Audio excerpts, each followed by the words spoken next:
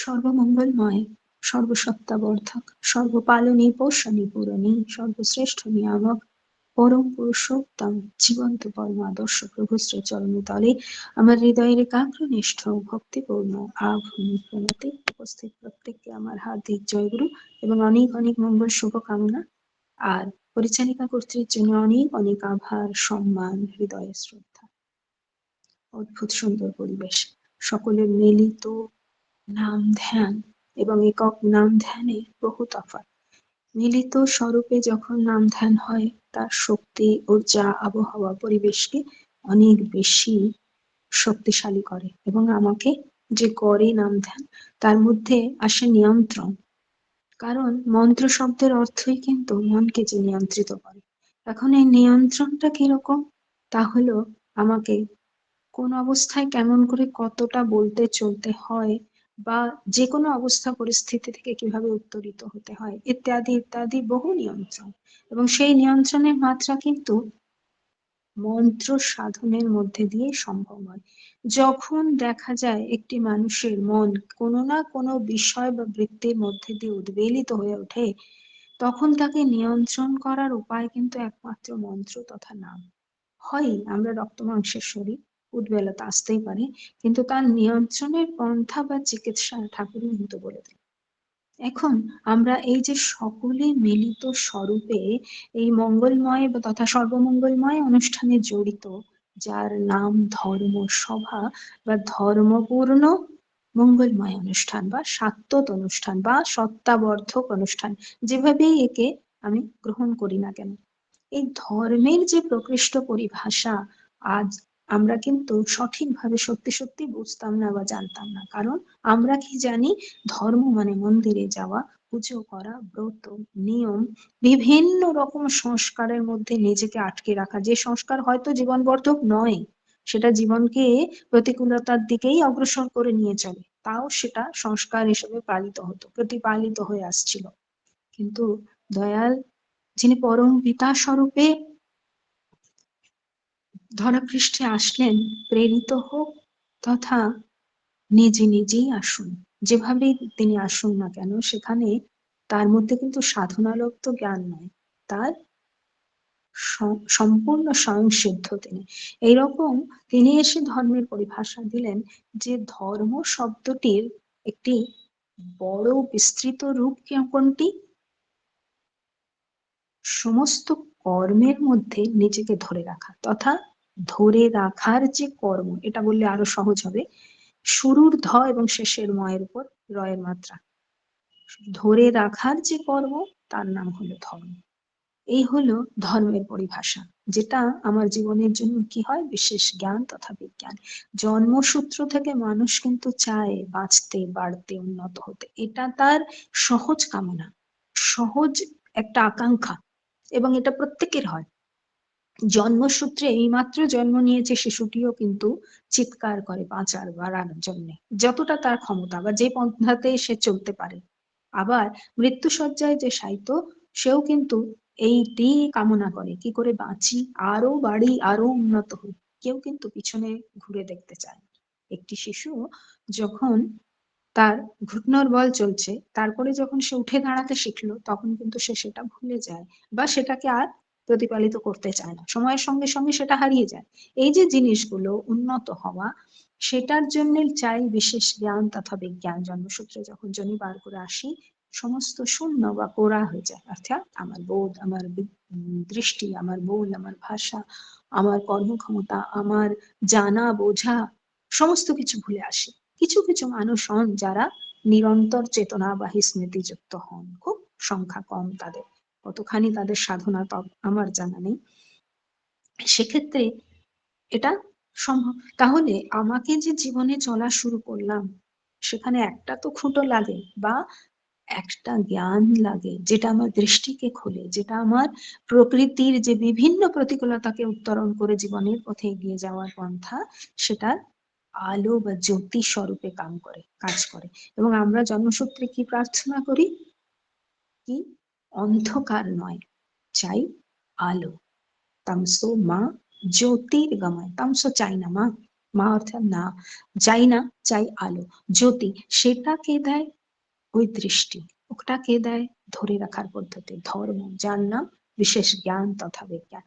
এখন এই ধরে রাখার যে পদ্ধতিটা আমরা সকলেই বুঝি, জানি, কিন্তু অথচ আমাদের মধ্যে ভগবান স্বরূপত্ব আছে, আমি শ্রেষ্ঠ জীব, তাই তো, ভগবান স্বরূপত্ব নিয়ে সমস্ত বৈশিষ্ট্য, বৃত্তি প্রবৃত্তি নামক হাতিয়ার, সমস্ত কিছু ধাতুগত গুণ বা বিশিষ্টতা, এগুলো নিয়ে জন্মগ্রহণ করেছি, কিন্তু তাও কেন বেকাবু হয়ে যায় জীবনের পথে চলতে চলতে, সম্পূর্ণ বেকাবু হয়ে পড়ে। মানুষ তো চেয়েছিল না যে আমি বাঁচবো না, বাড়বো না, কি বিকৃত পথে চলে পড়বো, এরকম তো আকাঙ্ক্ষা কারো হয় না। তবে কেন হয়? হয় সে নিজেকে পারে না ধরে রাখতে। নারী কিন্তু ধর্মকে বৈশিষ্ট্য রূপে সঙ্গে বেঁধে আনে।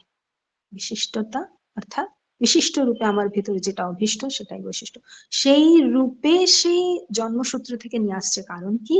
তাকে যে পোষণ দিতে হয়, তাকে যে মেপে দিতে হয়, সে যে সকলকে নিয়ে বর্ধিত হয়, একা যে হয় না মাগো। এবং সেই কারণে তার মধ্যে ওই ধর্ম নামক বৈশিষ্ট্যটি জড়া থাকে। এখন সেটা সে যতটা ব্যবহার করবে, আমার অনেক কিছু বাদ্যযন্ত্র বাজাবার ক্ষমতা আছে বা জানি বা শিখেছি ইত্যাদি, কিন্তু সেগুলো যদি ব্যবহার না করি, যখন সময় আসবে আমি তো একেবারেই উল্টো পাল্টা হয়ে যাবে। আমার কাছে বহু অস্ত্র, কিন্তু আমি চালাতেই পারি না। তখন কি হবে? যুদ্ধক্ষেত্রে আমার অস্ত্রকে তাড়াহুড়া করে আমি ব্যবহার করতে চেষ্টা করলে সেই অস্ত্রই আমাকে কাটবে, তাই তো? এটাই তো হয়।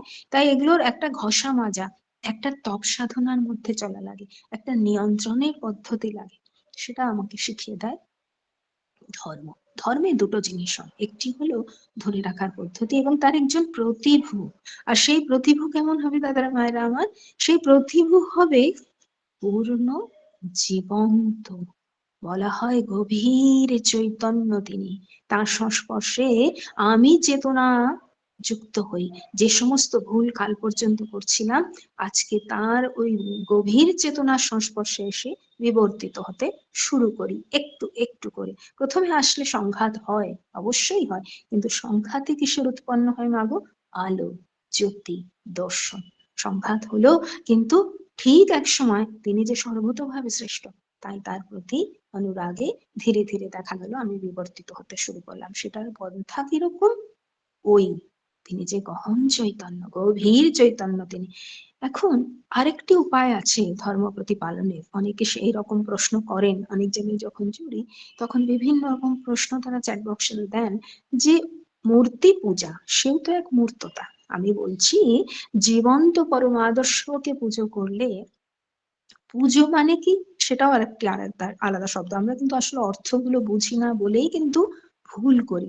আমরা ভাবি বহু আড়ম্বর পূজা, তা তো নয়। যে কর্মে, যে অনুষ্ঠানে পুততা তথা পবিত্রতার জন্ম হয়, তাই সে পূজা, তাই তো? পবিত্রতার জন্ম হলো কিনা জানি না, আড়ম্বরে ভেসে গেলাম, অহংকার, আত্মপ্রতিষ্ঠা, স্বার্থ ইত্যাদি ইত্যাদি, তখন তো বিকৃত হলো। সেটা কি আর পূজা রইলো? ধর্ম প্রতিপালিত হলো? তা না। যে কথা বলছিলাম সেটা হলো ধর্মের আরেকটি উপায়। লোকে বলে মূর্তি পূজা, মা দুর্গাকে কোটি কোটি টাকার মধ্যে দিয়ে পুজো করা হচ্ছে। সেখানে বলবেন একটি মূর্তই তো আছে, একটি স্বরূপ তো আছে। সেক্ষেত্রে ঠাকুর কি বলছেন? যিনি পরমেশ্বর, যিনি পরম সত্য, যিনি গভীর চেতনা নিয়ে এসেছেন আমাদেরকে পুরুষোত্তম স্বরূপে, তাই তো? তো সেই জায়গায় দেখা যায় কি, ওই যে মূর্তি পূজায় ঠাকুর বলছেন যে দেখো, হিন্দু হোক, মুসলমান হোক, বৌদ্ধ হোক, খ্রিস্টান হোক, মূর্তি পূজা কিন্তু আসলে কেউ করে না। কথাটি শুনতে অবাক লাগছে। পাশের মাটি যদি ভীষণ শ্রদ্ধার সঙ্গে মূর্তি পূজা করেন মা দুর্গাকে, তিনি বলবেন এই মাটি তো একেবারেই যাতা কথা বলছে। না গো মা, তা বলছি না গো মা, আমার কথা নয় গো, এ যে তার কথা। তিনি কি বলছেন? তিনি বলছেন যে হিন্দু, মুসলমান, বৌদ্ধ, খ্রিস্টান কেউই মূর্তি পূজা করে না। কি করে জানো গো? তারা করে ঈশ্বর মেনে ওই মূর্তিটিকে গ্রহণ করার চেষ্টা করে, একটা ঈশ্বর গুণানুধ্যায়ী হয়ে। সেখানে কিন্তু কখনোই ভেবে নেয় না যে ওই মূর্তিটি কি, ওই স্বরূপটি যে স্বরূপেই হোক না কেন, এমন অনেক তদ্দক আছে। তদ্দক হচ্ছে সেই রকম প্রকৃত, মতলব যেমন মূর্তি, সেই রকম ধরনের আরো অনেক কিছু আছে, বলছি সেটা। তো সেখানে বলছেন যে তারা সেইভাবে করতে পারে না। কেন? এটা মানুষের যে প্রকৃতি সেটার সঙ্গে ম্যাচই হয় না। কেন কি মানুষের প্রকৃতি চায় জীবন্ত, সৎ, চিত, আনন্দময়। সৎ বাঁচা বাড়া অর্থাৎ অস্তিত্ব রক্ষা বিকাশ সাধন, চিত চেতনা, আনন্দ মানে স্ফুরিত মন যেখানে উন্নত হয়। এইগুলো যদি না থাকে সেই মূর্তিতে, তাহলে কিন্তু সে সেইভাবে তার সত্তা মেনে নিতে পারে না। কেন কি আমি সচ্চিদানন্দের সন্তান, বা তার সত্তা আমার ভিতর, তো আমার সত্তাও তো তাই চায় সচ্চিত আনন্দময় রূপে চলতে।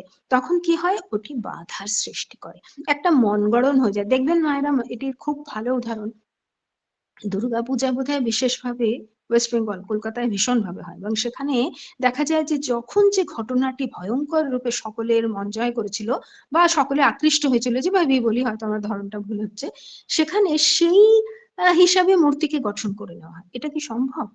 এটা কি মা দুর্গার স্বরূপ? তা তো নয়। এটা মন গড়ন। আমার মন যেমন চাইছে সেরকম ভাবে আমি মাকে তৈরি করে একটা একটা পূজা করছি, সত্যি তাই। কিন্তু ঠাকুর বলছেন এই যে তদোদ্যোগ গুলো, অর্থাৎ যেগুলোকে দিয়ে আমি একটা স্বরূপ খুঁজছি বা ঈশ্বর খুঁজছি, সেখানে ঈশ্বর খুঁজছি না, আসলে মন গড়ন চলছি সেখানে। যেমন ধরুন, আরো যেমন আছে, যেমন হচ্ছে ব্রহ্ম, কাবা, বোধিত্রম, শালিগ্রাম শিলা, এই যে জিনিসগুলো, যেমন ধরুন ব্রহ্ম, ব্রহ্ম এক এবং অদ্বিতীয়, কিন্তু আমি তো তাকে দেখতে পাচ্ছি না, তার সাথে কথা বলতে পারছি না, তাকে ছুতে পারছি না, তিনি আমার বরাবর নন। নরদেহে রক্ত মাংস সংকুল হয়ে আসেন কেন ধরাপৃষ্ঠে মাগো? তিনি আসেন আমার সমান সমান হতে। যতক্ষণ আমার সমান সমান না হয়, সামনে সামনে চোখে চোখ মিলিয়ে করতে পারি না, তখন তো ততক্ষণ তো তিনি আকাশের ঈশ্বর, তখন তো আমি মা দুর্গাকে কিছুই বানাতে পারি, ঠিক? এরকম ব্রহ্মকে জানা মানে সর্বজ্ঞানকে জানা, তাই না? কারণ তিনি আনন্দের, সুখের, জ্ঞানের মূর্ত প্রতীক। ব্রহ্মানন্দং পরম সুখদং কেবলং জ্ঞানমূর্তিম, বলি তো তাই, তাই না? তাহলে কিন্তু সেই ব্রহ্মকে তো আমি ছুতে পারি না, তার মতো হয়ে গঠন হতে পারি না। এই একটা স্বরূপ। দ্বিতীয় কাবা।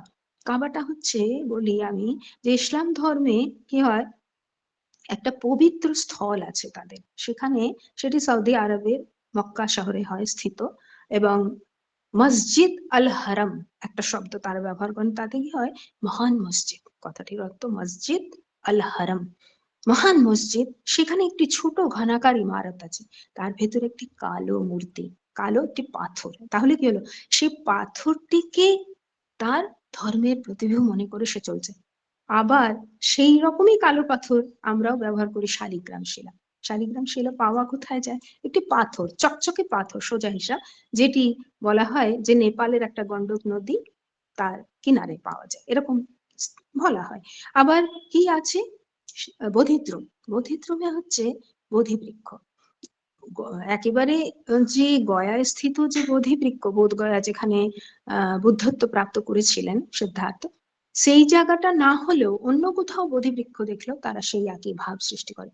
এই যে জিনিসগুলো, এগুলো কিন্তু ঈশ্বরকে আনে না, আনতে পারে না, সেটা আমার সত্তা গ্রহণ করতে পারে না।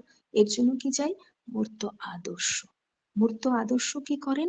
মূর্ত আদর্শ আমার সামনে দাঁড়িয়ে আমাকে দিয়ে, কেন তিনি তো পরমেশ্বর। আর যে বাকি ঋষিরা, যেমন আজকের যেমন আমাদের আচার্য পরম্পরা, অনেকেই এটি প্রশ্ন করেন যে ঠাকুর এবং আচার্য পরম্পরা তফাৎ কোথায়? ঠাকুর হচ্ছেন পরমেশ্বর, তাই তো, অবতৃত তিনি, অবতারই হয়ে আসলেন, তাই না? তার ইচ্ছানুসারে ধরাপৃষ্ঠে আসলেন। এবং কেন আসলেন? আমার সামনে সোজা মানবিক জীবন নিয়ে, মানবিক জীবনীয় চলন নিয়ে, মানবিক এক সাংসারিক জীবন নিয়ে, পত্নী, পরিবার, মা, বাবা, যেমন আমি তেমনটা তিনি, এমনটা হয়ে সামনে দাঁড়ালেন। এই সামনাসামনি যখন আমার হয়ে গেল, তখন আমি তাকে বিশ্বাস, ভরসা, নির্ভরতা করে প্রেম করে বসলাম, নতুবা করতে পারতাম না। সেই শালগ্রাম শিলাকে সেইভাবে প্রেম করে নিজেকে বিবর্তিত করা কি সম্ভব? সম্ভব নয়। সে যে বলে না কথা, সে যে আমার মতো করে জীবনীয় চলেন চলে না, সে যে আমার মতন শারীরিক কষ্ট ভোগে না, সে যে আমার মতন সাংসারিক দুঃখকে উপলব্ধি করে না, রোগ, শোক, গ্রহদোষ, বুদ্ধি বিপর্যয়, দারিদ্রাদি, কোথায়? তার তো সামনে হয় না। তখন আমি কি করে মেনে নিই? এগুলো প্রতিটি জিনিস ঠাকুরের কথা মানে বিজ্ঞান নিহিত মাগো।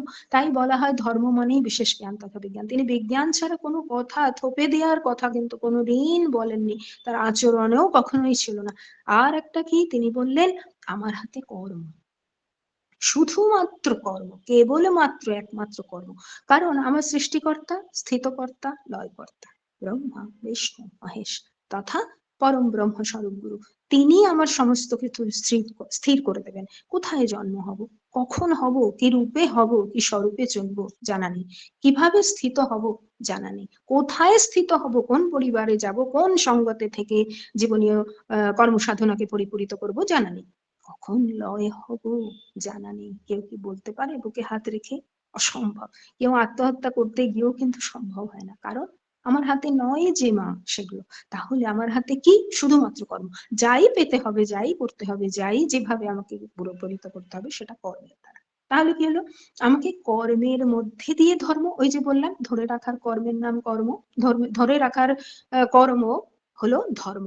তো এই যে কর্মের ব্যাপারটা, এখানে ঠাকুর বলছেন যে যদি আমি জন্মসূত্র থেকে মনে করি ও আমি তো কর্মের জন্য এসেছি, শুধু ওই কর্ম করে যাব গরুর মতো, সেটা কিন্তু তিনি বলছেন না। তিনি বলছেন ধরাপৃষ্ঠে এসেছি উপভোগ করার জন্য, আনন্দে থাকার জন্য। সচ্চিত আনন্দের খোরাক দেখবেন দাদারা মায়েরা, আপনাদের মধ্যে সকলেই প্রচন্ড ভক্ত মানুষ আমি আশা করি। দেখবেন যেখানে ভক্তির কথা পাবেন, সত্তা বর্ধিত সচ্চিত আনন্দের কথা পাবেন, দেখবেন সত্তা উচ্ছ্বসিত হয়ে ওঠে। ছোট্ট একটা উদাহরণ দিই। মনে হচ্ছে আজকে শরীরটা ঠিক নেই, মন্দিরে যাব 1 ঘন্টার সৎসঙ্গ, কিন্তু যদি জোর করে চলে যাই দেখবেন 1 ঘন্টায় সব ভুলে গেছি। এখানে কোনো জাদু বা চমৎকারই ছড়ি ঘুমিয়ে দিচ্ছেন না কিন্তু, যে তার দ্বারা আমি ঠিক হয়ে গেলাম, মোটেই নয়। এটা হলো ভাবের খেলা। আমি যে শ্রেষ্ঠ জীব, ভাবি আমার জীবনের এপার ওপার ওই পরবর্তী পারকে নির্ধারিত করে। এখন সেই ভাব কি হয়, যখন নকারাত্মক ভাবগুলো আমাকে ঘিরে, আমার শরীরটা ঠিক নেই, ঠিক নেই, ঠিক নেই, ভাবতে ভাবতে ভাবতে আমি একদম অসুস্থ লাগছে, কিন্তু আসলে আমি অসুস্থ নই। তাহলে কি হচ্ছে? এই ভাবের খেলা। মন যখন অধিগ্রহণ করে যায় যে ভাব দিয়ে, সেটা মতি বা মত সৃষ্টি হয়ে যায়, তখন আর আমাকে কেউ হারাতে পারে না। এখন ভাবটা যদি পরিবর্তন করে দিই, অর্থাৎ নকারাত্মক থেকে সকারাত্মক, তো যেখানে সাত্যতের কথাবার্তা হয়, এই যে আমরা এখন সকলেই মিলিতভাবে মঙ্গলময় অনুষ্ঠানে জড়িত, প্রত্যেককে জিজ্ঞেস করুন তো, বেশ একটা ফুরফুরে আনন্দ সকলের ভেতর চলছে। কেন? কেন কি ওই যে পরম উৎসের সঙ্গে সে জড়িত, যেভাবেই জড়িত থাকুক, সঙ্গীতের মধ্যে, প্রার্থনার মধ্যে দিয়ে, আলোচনার মধ্যে দিয়ে, বা কোনো বিশ্লেষণের মধ্যে দিয়ে, তার কথা বলবার মধ্যে দিয়ে একটা দেখবেন সত্তার আনন্দের খোরাক মিলছে। তখন সে তৃপ্ত হয়, অসুস্থতা ভুলে যায়, রীতিমতো ভুলে যায়, এবং ভুলে গিয়ে সে আনন্দ। আবার যখন সেই 1 ঘন্টা পার হলো, সৎসঙ্গ থেকে ধীরে ধীরে ঘরে আসলাম, সাংসারিক কাজে ঢুকলাম ধীরে ধীরে, তখন প্রতিকূলতা তো থাকেই, কাজ করব মানেই তো প্রতিকূলতার সামনা করবো, এই তো। তখন আবার এটা হয়, কিন্তু এটা হালকা হয় কখন জানেন মাগো? এটা কিন্তু কোনো চিকিৎসক সালা দেন না।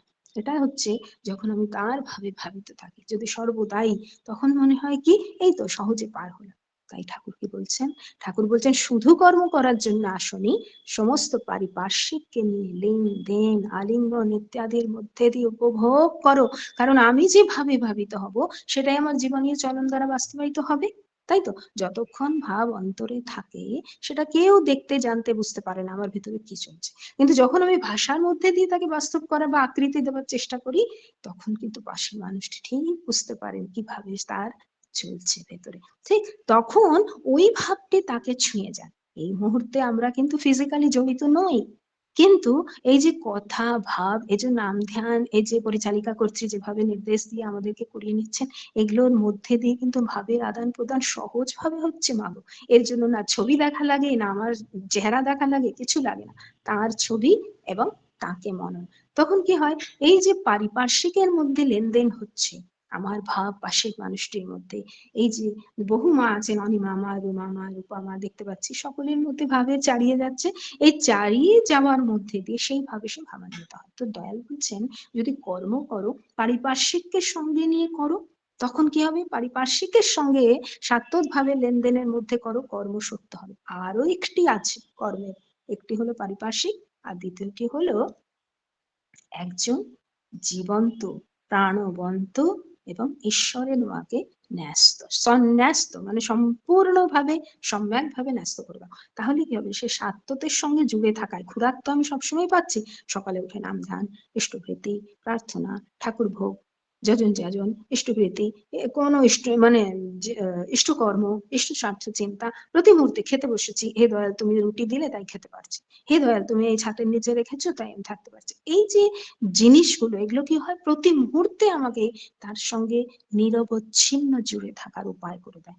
তাহলে যদি আমার ভাবগুলোকে আমি এইভাবে তাবদিল করে বিবর্তিত করে নিই, তখন কি হয়, সেই ভাবগুলো কিন্তু আমাকে সত্য পথে নিয়ে চলে, আর আমার থেকে আরো সকলে উন্নত। তাই ঠাকুর বললেন যে দেখো, তুমি যদি স্বার্থ নিয়ে ধর্মে আকৃষ্ট হও বা দীক্ষা গ্রহণ করো, অর্থাৎ আমাকে অর্থ চাই, কাম চাই, মোক্ষ চাই, কিচ্ছু মিলবে না, আগেই সাবধান হয়ে যাও, ঠকে যাবে বলকি। ঠিক। কিন্তু ওই অনুকূলী আবার বললেন আরেকটি বাণীতে, যে ধর্ম যদি প্রকৃষ্ট হয় তাহলে অর্থ, কাম, মোক্ষ জাজ্বল্যমান হয়ে উঠবে মাগো। জাজ্বল্য মানে জ্বলন্ত রূপে জীবন্ত প্রাণবন্ত হয়ে তোমার সামনে দাঁড়াবে। অর্থ, কাম, মোক্ষ কত চাই, ছিটকে এত একদম ছপ্পড়া ফাড়াতি আমাদের ভাষায় বলি আমরা, তো দেবেন। তখন কি হচ্ছে, একজন ঠাকুরকে তাই জিজ্ঞেস করলে, ঠাকুর তুমি যে বললে যে ধর্ম প্রতিষ্ঠ হলে এগুলো জাজ্জল্যমান হবে, তখন করব কি?